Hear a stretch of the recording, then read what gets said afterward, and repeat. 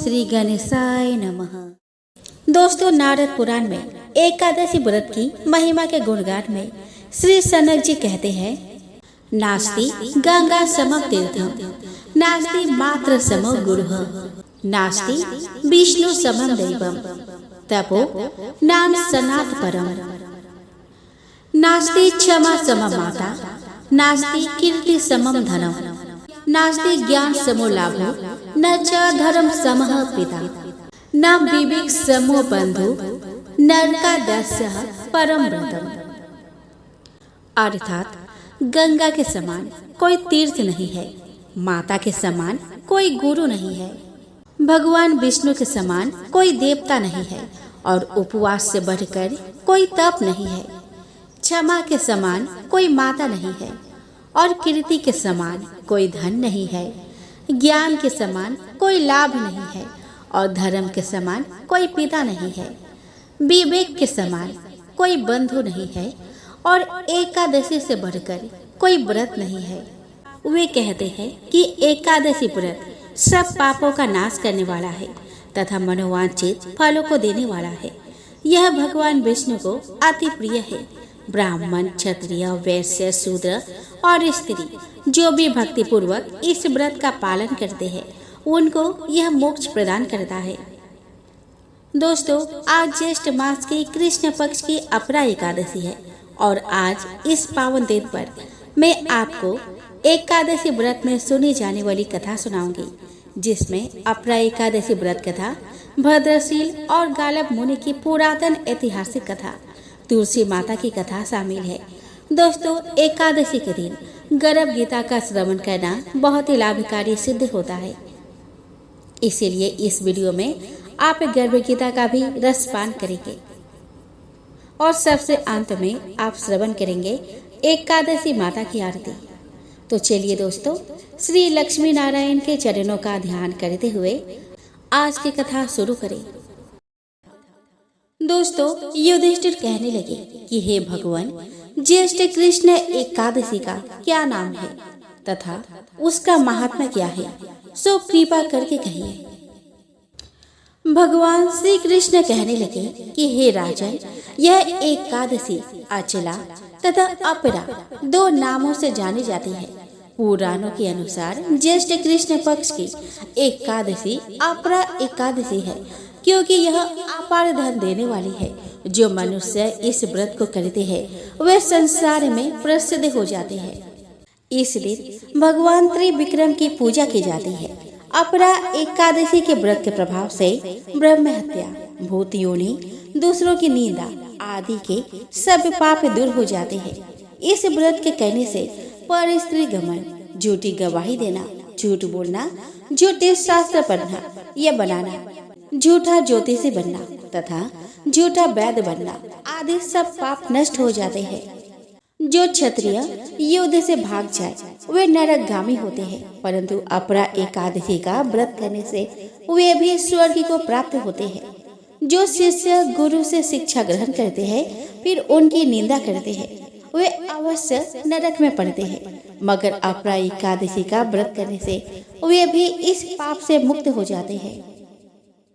जो फल तीनों पुष्कर में कार्तिक पूर्णिमा को स्नान करने से या गंगा तट पर पितरों को पिंडदान करने से प्राप्त होता है, वही अपरा एकादशी का व्रत करने से प्राप्त होता है। मकर के सूर्य में प्रयागराज के स्नान से, शिवरात्रि का व्रत करने से, सिंह राशि के बृहस्पति में गोमती नदी के स्नान से, कुंभ में केदारनाथ के दर्शन या बद्रीनाथ के दर्शन, सूर्य ग्रहण में कुरुक्षेत्र के स्नान से, स्वर्ण दान करने से अथवा अर्ध प्रसूता गोदान से जो फल मिलता है वही फल अपरा एकादशी के व्रत से मिलता है। यह व्रत पाप रूपी वृक्ष को काटने के लिए कुल्हाड़ी है, पाप रूपी ईंधन को जलाने के लिए अग्नि है, पाप रूपी अंधकार को मिटाने के लिए सूर्य के समान है और मृगों को मारने के लिए सिंह के समान है। अतः मनुष्य को पापों से डरते हुए इस व्रत को अवश्य करना चाहिए। अपरा एकादशी का व्रत तथा भगवान का पूजन करने से मनुष्य सब पापों से छूटकर विष्णु लोक हो जाता है। इसके प्रचलित कथा के अनुसार प्राचीन काल में महेध्वज नाम का एक धर्मात्मा राजा था। उसका छोटा भाई बज्रध्वज बड़ा ही क्रूर, अधर्मी तथा अन्यायी था। वह अपने बड़े भाई से दोष रखता था। उस पापी ने एक दिन रात्रि में अपने बड़े भाई की हत्या करके उसके देह को एक जंगली पीपल के नीचे गाड़ दिया। इस अकाल मृत्यु से राजा प्रेतात्मा के रूप में उसी पीपल पर रहने लगा और अनेक उत्पात करने लगा। एक दिन अचानक धौम्य नामक ऋषि उधर से गुजरे। उन्होंने प्रेत को देखा और तपोबल से उसके अतीत को जान लिया। उसने तपोबल से प्रेत उत्पात का कारण समझा। ऋषि ने प्रसन्न होकर उस प्रेत को पीपल के पेड़ से उतारा तथा परलोक विद्या का उपदेश दिया। दयालु ऋषि ने राजा के प्रेत योनि से मुक्ति के लिए स्वयं ही अपरा एकादशी का व्रत किया और उसे आगति से छुड़ाने को उसका पुण्य प्रेत को अर्पित कर दिया। इस पुण्य के प्रभाव से राजा की प्रेत योनि से मुक्ति हो गई। वह ऋषि को धन्यवाद देता हुआ दिव्य देह धारण कर पुष्पक विमान में बैठकर स्वर्ग को चला गया। हे राजा, यह अपरा एकादशी की कथा मैंने लोक हित के लिए कही है। इससे पढ़ने अथवा सुनने से मनुष्य सब पापों से छूट जाता है। आइए दोस्तों, अब हम श्रवण करें भद्रसेन और गालब मुनि की ऐतिहासिक कथा। दोस्तों, पूर्व काल की बात है। नर्मदा के तट पर गालब नाम से प्रसिद्ध एक सत्यपरायण मुनि रहते थे। वे सम और दम से संपन्न तथा तपस्या के निधि थे। सिद्ध, चारण, गंधर्व, यक्ष और विद्याधर आदि देव योनियों के लोग भी वहाँ विहार करते थे। वह स्थान कंद, मूल, फलों से परिपूर्ण था। वह मुनियों का बहुत बड़ा समुदाय निवास करता था। विप्रवर गालब वह चिरकाल से निवास करते थे। उनके एक पुत्र हुआ जो भद्रसेन नाम से विख्यात हुआ। वह बालक अपने मन और इंद्रियों को वश में रखता था। उसे अपने पूर्व जन्म की बातों का स्मरण था। वह महान भाग्यशाली ऋषि कुमार निरंतर भगवान नारायण के भजन चिंतन में ही लगा रहता था। महामती भद्रसेन बालोचित क्रिया के समय भी मिट्टी से भगवान विष्णु की प्रतिमा बनाकर उसकी पूजा करता और अपने साथियों को समझाता कि मनुष्य को सदा भगवान विष्णु की आराधना करनी चाहिए और विद्वानों को एकादशी व्रत का पालन भी करना चाहिए। मुनीश्वर भद्रसेन द्वारा इस प्रकार समझाए जाने पर उसके साथी शिशु भी मिट्टी से भगवान की प्रतिमा बनाकर एकत्र या अलग अलग बैठ जाते थे और प्रसन्नता पूर्वक उसकी पूजा करते थे। इस तरह वे परम सौभाग्यशाली बालक भगवान विष्णु के भजन में तत्पर हो गए। भद्रसेन भगवान विष्णु को नमस्कार करके यही प्रार्थना करता था कि संपूर्ण जगत का कल्याण हो। खेल के समय वह 2 घड़ी या 1 घड़ी भी ध्यानस्थ हो एकादशी व्रत का संकल्प करके भगवान विष्णु को समर्पित करता था। अपने पुत्र को इस प्रकार उत्तम चरित्र से युक्त देखकर तपोनिधि गालब मुनि बड़े विस्मित हुए और उसे हृदय से लगाकर पूछने लगे। वे बोले, उत्तम व्रत का पालन करने वाले महाभाग भद्रसेन, तुम अपने कल्याणमय शील स्वभाव के कारण सचमुच भद्रशील हो।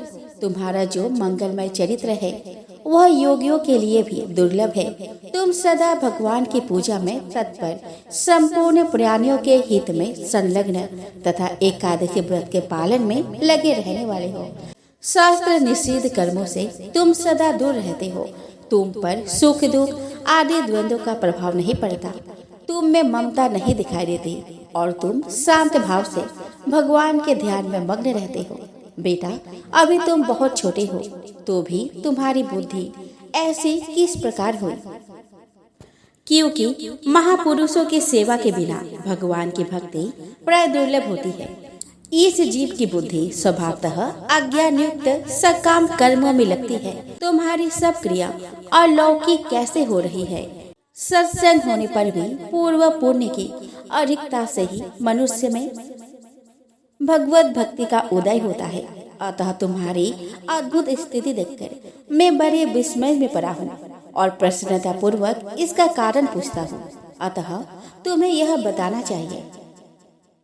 मुनि श्रेष्ठ पिता के द्वारा इस प्रकार पूछे जाने पर पूर्व जन्म का स्मरण रखने वाला पुण्यात्मा भद्रशील बहुत प्रसन्न हुए। उसके मुख पर हास्य की छटा छा गई। उसने अपने अनुभव में आई हुई सब बातें पिता को ठीक ठीक कह सुनाई।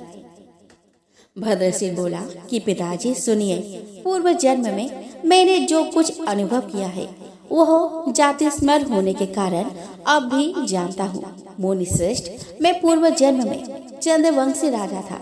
मेरा नाम धर्मकीर्ति था और महर्षि दत्तात्रेय ने मुझे शिक्षा दी थी। मैंने 9000 वर्षों तक संपूर्ण पृथ्वी का पालन किया।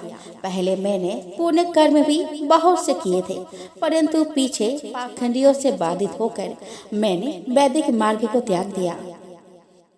पाखंडियों की कूटयुक्ति का अवलंब करके मैंने भी सब यज्ञ का विध्वंस किया। मुझे अधर्म में तत्पर देख मेरे देश की प्रजा भी सदैव पाप कर्म करने लगी। उसमें से छठा अंश और मुझे मिलने लगा। इस प्रकार मैं सदा पापाचार परायण हो दुर्व्यसनों में आसक्त रहने लगा।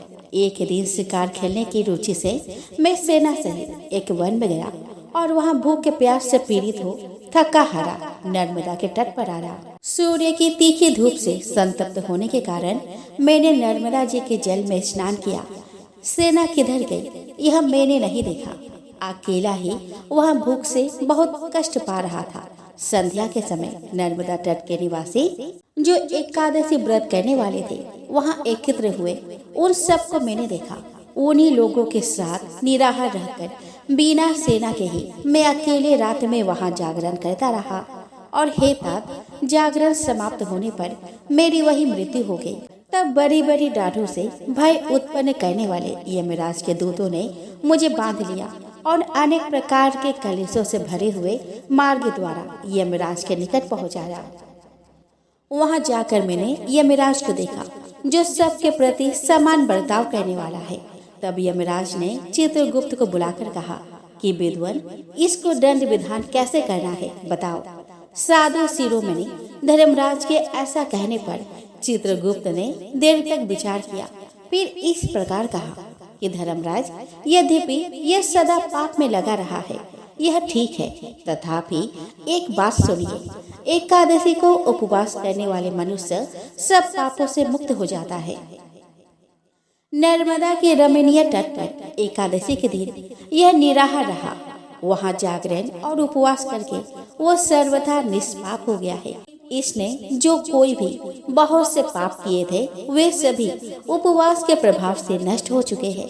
बुद्धिमान चित्रगुप्त के ऐसा कहने पर धर्मराज मेरे सामने कांपने लगे। उन्होंने भूमि पर दंड की भांति पड़कर मुझे साष्टांग प्रणाम किया और भक्ति भाव से मेरी पूजा की। तदंतर धर्मराज ने अपने सब दूतों को बुलाकर इस प्रकार कहा। धर्मराज जी ने कहा कि दूतों, मेरी बात सुनो। मैं तुम्हारे हित की बड़ी उत्तम बात बतलाता हूँ। धर्म मार्ग में लगे हुए मनुष्य को मेरे पास न लाया करो। जो भगवान विष्णु के पूजन में तत्पर, संयमी, कृतज्ञ और एकादशी व्रत परायण तथा जितेंद्रिय है और जो हे नारायण, हे अच्युत, हे हरे, मुझे शरण दीजिए, इस प्रकार शांत भाव से निरंतर कहते रहते हैं, ऐसे लोगों को तुम तुरंत छोड़ देना। मेरे दूतों, जो संपूर्ण लोगों के हितैषी तथा परम शांत भाव से रहने वाले हैं और जो नारायण, अच्युत, जनार्दन, कृष्ण, विष्णु, कमलाकांत, ब्रह्मा जी के पिता, शिव, शंकर इत्यादि नामों का नित्य कीर्तन किया करते हैं, उन्हें दूर से ही त्याग दिया करो। उन पर मेरा शासन नहीं चलता। मेरे सेवकों, जो अपना संपूर्ण कर्म भगवान विष्णु को समर्पित कर देता है, उन्हीं के भजने में लगे रहते हैं। अपने वर्ण आश्रमोचित आचार के मार्ग में स्थित है। गुरुजनों की सेवा किया करते हैं, सत पात्रों के दान देते हैं, दीनों की रक्षा करते हैं और निरंतर भगवान नाम के जप कीर्तन में संलग्न रहते हैं, उनको भी त्याग देना।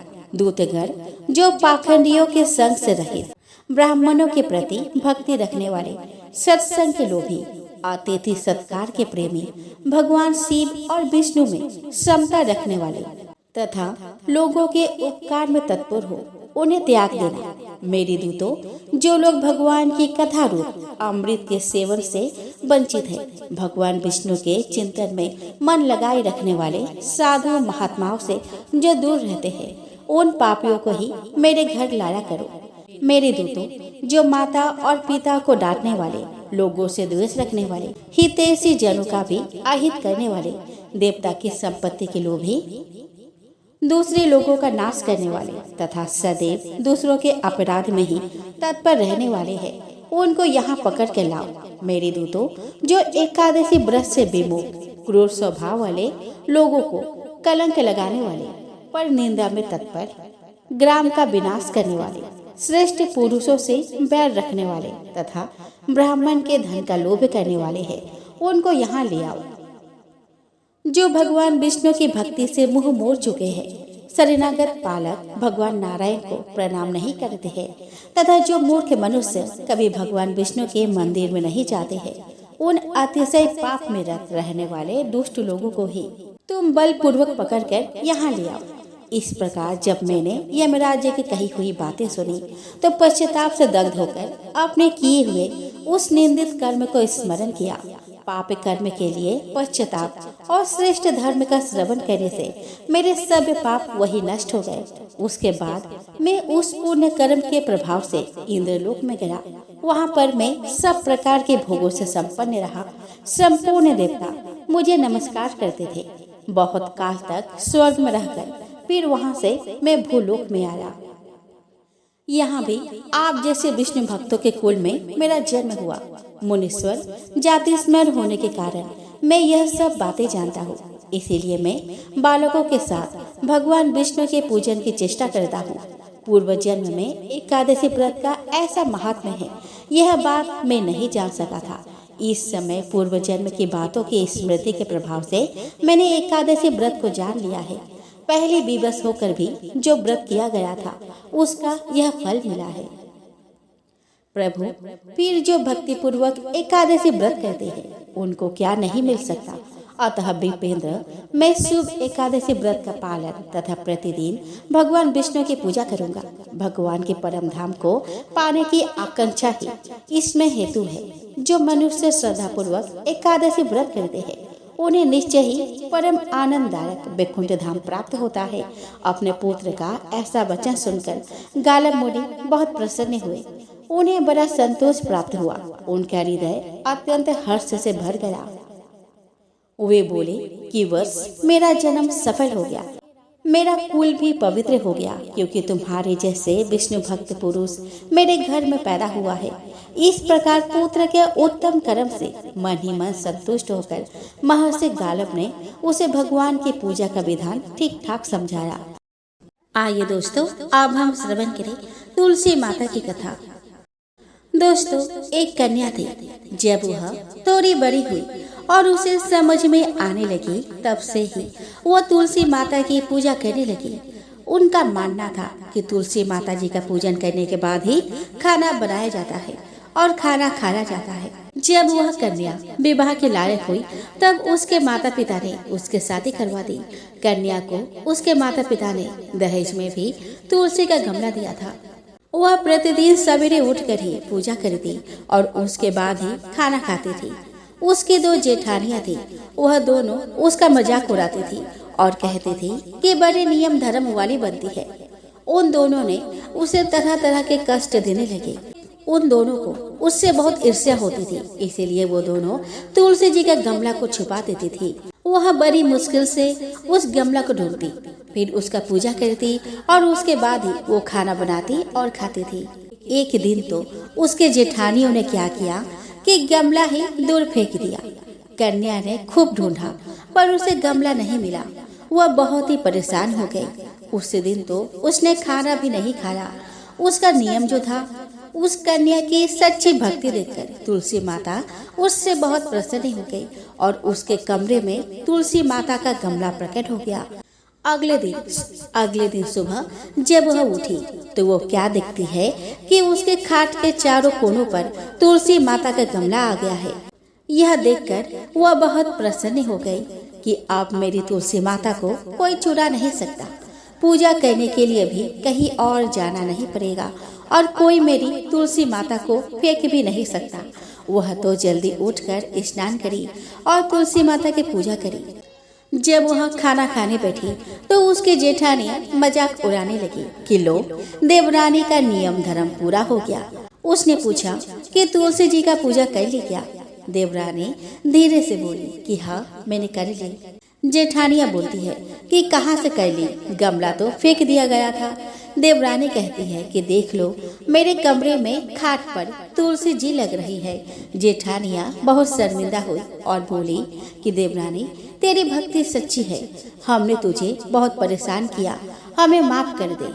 देवरानी उन्हें माफ कर दी। हम भी तुलसी माता जी से यही प्रार्थना करते हैं, हे तुलसी माता, जैसे कृपा आपने देवरानी पर करी वैसे हम सब पर करना। गर्भ गीता की शुरुआत में अर्जुन भगवान से यही प्रश्न पूछते हैं कि आत्मा का पुनः पुनः जन्म क्यों होता है? इस जन्म में उसके क्या कर्तव्य होते हैं? किन पाप कर्मों के कारण वह जीवन में अनेक दुखों को पाता है और किन कर्मों के कारण वह जीवन में अनेक सुखों की प्राप्ति करता है? और अंत में वह कौन सा मार्ग है जिसके द्वारा वह मोक्ष और मुक्ति को प्राप्त करता है? अर्थात वह आत्मा कब भगवान में ही लीन हो जाती है और उस आत्मा का जन्म मरण का सारा दुख समाप्त हो जाता है। परंतु जिसे मुक्ति नहीं मिलती, उन्हें अलग अलग योनियों में जन्म लेकर अपने अच्छे व बुरे कर्म को भोगना पड़ता है। अर्जुन कहते हैं कि हे भगवान, कृपया बताइए कि जीव जब गर्भ में आता है तो वह किस पूर्व कर्म के कारण आता है?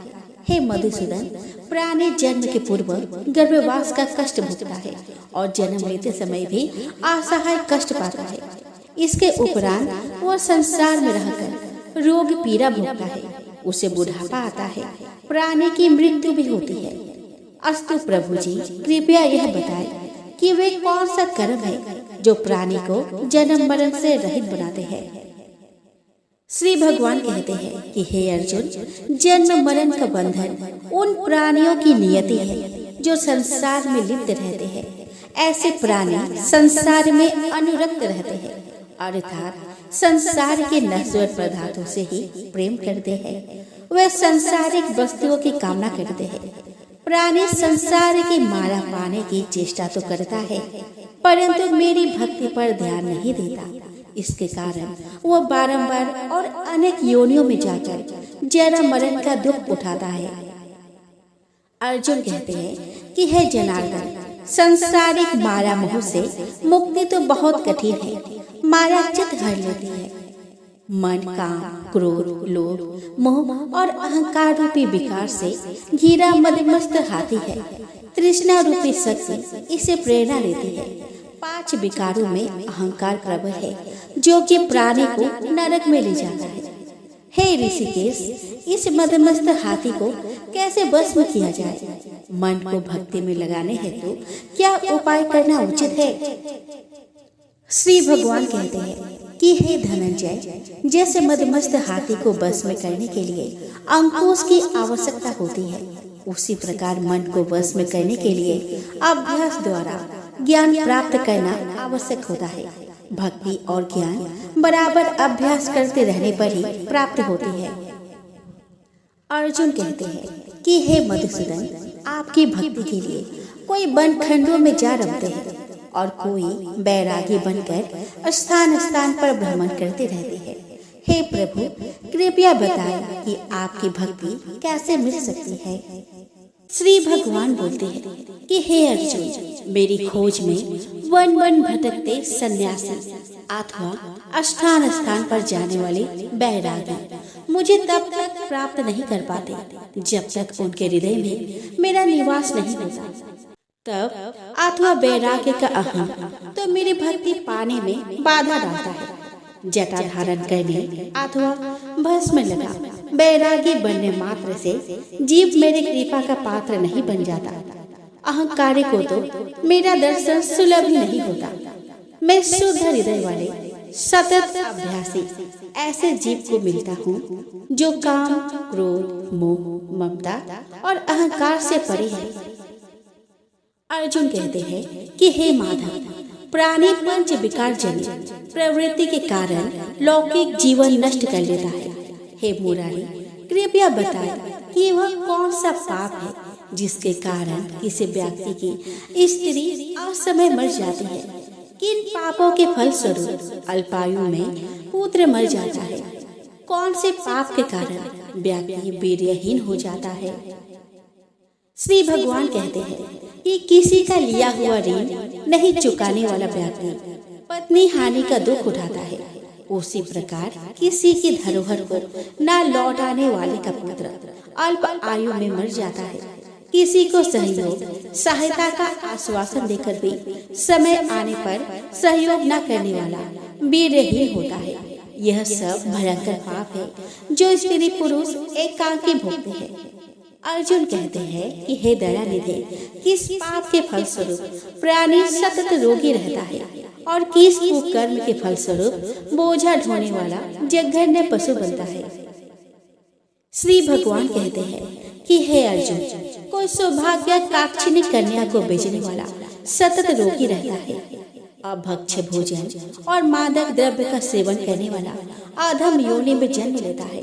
झूठी गवाही देने वाला, भोजन बनाकर पंच कबल कर स्वयं भोजन करने वाला बिल्ली और सूकर की योनि प्राप्त करता है। अर्जुन कहते हैं कि हे प्रभु, इस संसार में जिनको आपने धन धान्य दिया है और उत्तम साधन दिए हैं, तो उनका पुण्य क्या था। श्री भगवान कहते हैं कि उत्तम रीति से सुयोग्य पात्र को स्वर्ण आदि दान करने वाला धन धान्य और वाहन आदि पाता है। सत्य सनातन वैदिक रीति से सुयोग्य वर को विधि पूर्वक कन्यादान करने वाला उत्तम मानव योनि का अधिकारी बनता है। अर्जुन कहते हैं कि हे प्रभु, संसार में कोई तो सर्वांग सुंदर है और कोई कुरूप है। सो श्रेष्ठ स्वास्थ्य और स्वरूपवान शरीर किन पुण्य से मिलता है। श्री भगवान कहते हैं कि हे कौन है, पुरुष का रूप स्वरूप नहीं, गुण महत्वपूर्ण है, फिर भी आकर्षक देह संत विद्वानों की सेवा एवं निरंतर ज्ञान की आकांक्षा के फलस्वरूप मिलती है। अर्जुन कहते हैं कि हे दयानिधि, प्राणी धन और सांसारिक सुखों से मोह क्यों रखता है। श्री भगवान कहते हैं कि हे महाबाहु, अगर मेरी कृपा से प्राणी वंचित हो जाए तो धन दौलत और सांसारिक रूप आदि से प्रीति करने लगता है। यह सब नाशवान है। विवेकी साधक को इसे दूर रहना चाहिए। जो व्यक्ति सांसारिक व्यामोह से मुक्त हो काशी, हरिद्वार, अवंतिका, अयोध्या आदि पवित्र स्थलों के दर्शन और मेरी निष्काम भक्ति करता है, वह राजा जैसे संपन्नता और ज्ञान प्राप्त करता है।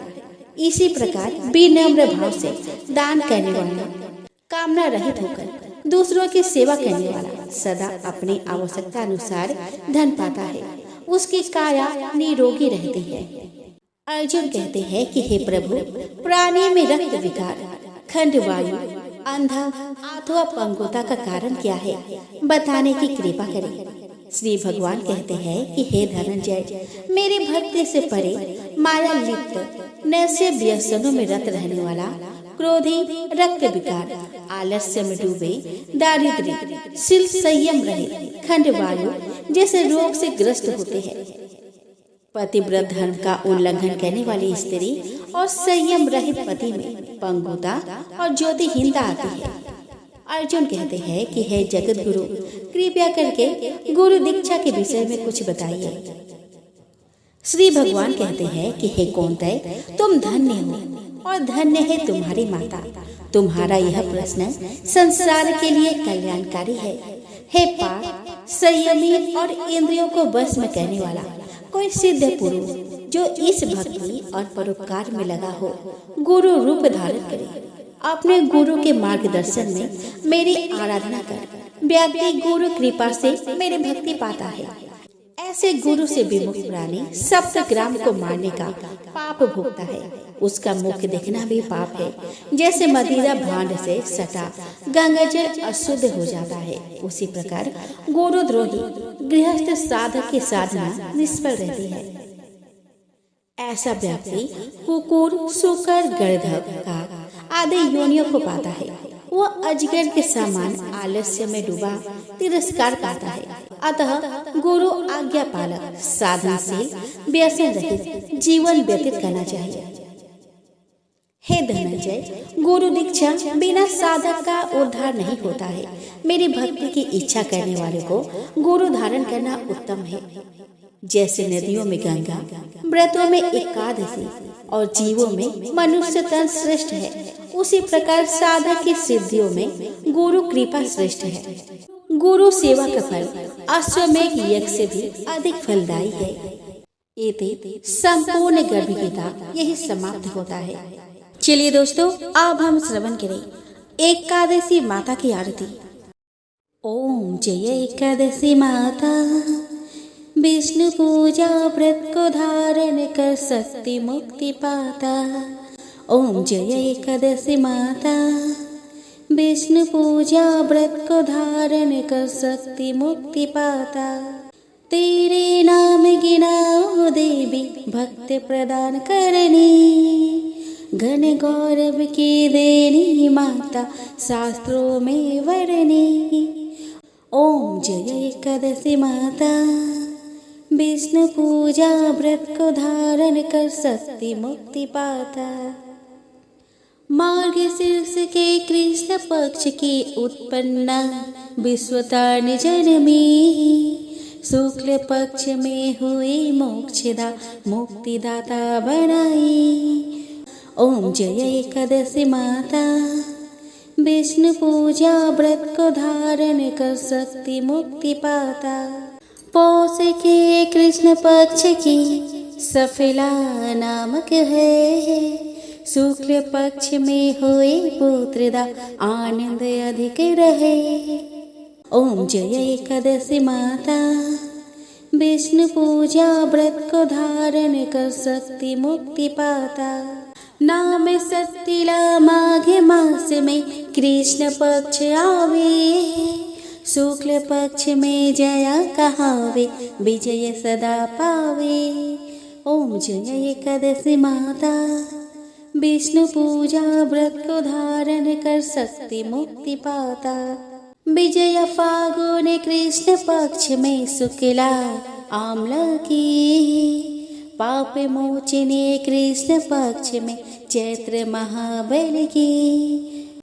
ओम जय एकादशी माता, विष्णु पूजा व्रत को धारण कर सकती मुक्ति पाता। चैत्र शुक्ल में नाम कामदा धन देने वाली, नाम बरुथिनी कृष्ण पक्ष में बैसख महावाली। ओम जय एकादशी माता, विष्णु पूजा व्रत को धारण कर सकती मुक्ति पाता। शुक्ल पक्ष में होए मोहिनी अपरा ज्येष्ठ कृष्ण पक्षी, नाम निर्जला सब सुख करने शुक्ल पक्ष राखी। ओम जय एकादशी माता, विष्णु पूजा व्रत को धारण कर सकती मुक्ति पाता। योगिनी नाम आषाढ़ में जानो कृष्ण पक्ष करने, देव शयनी नाम कहावो शुक्ल पक्ष धरणी। ओम जय एकादशी माता, विष्णु पूजा व्रत को धारण कर सकती मुक्ति पाता। कामिका श्रावण मास में आवे कृष्ण पक्ष कहिए, श्रावण शुक्ला होए पवित्र आनंद से रहिए। ओम जय एकादशी माता, विष्णु पूजा व्रत को धारण कर सकती मुक्ति पाता। आजा भाद्रपद कृष्ण पक्ष के परिवर्तन शुक्ला, इंद्र आसीन कृष्ण पक्ष में व्रत से भव सागर निकला। ओम जय एकादशी माता, विष्णु पूजा व्रत को धारण कर सकती मुक्ति पाता। पापंकुश है शुक्ल पक्ष में आप हरन हारी, रमा मास कार्तिक में आवे सुखदायक भारी। ओम जय एकादशी माता, विष्णु पूजा व्रत को धारण कर सकती मुक्ति पाता। देवोत्थानी शुक्ल पक्ष की दुख नाशक मैया, पावन मास में करूं विनती पार करो नैया। ओम जय एकादशी माता, विष्णु पूजा व्रत को धारण कर सकती मुक्ति पाता। परमा कृष्ण पक्ष में होती जन मंगल करनी, शुक्ल मास में होए पद्मिनी दुख दर्द हरणी। ओम जय एकादशी माता, विष्णु पूजा व्रत को धारण कर सकती मुक्ति पाता। जो कोई आरती एकादशी की भक्ति सहित गावे, जन गुरुदिता स्वर्ग का वासा निश्चय वो पावे। ओम जय एकादशी माता, विष्णु पूजा व्रत को धारण कर सकती मुक्ति पाता। ओम जय एकादशी माता, विष्णु पूजा व्रत को धारण कर सकती मुक्ति पाता।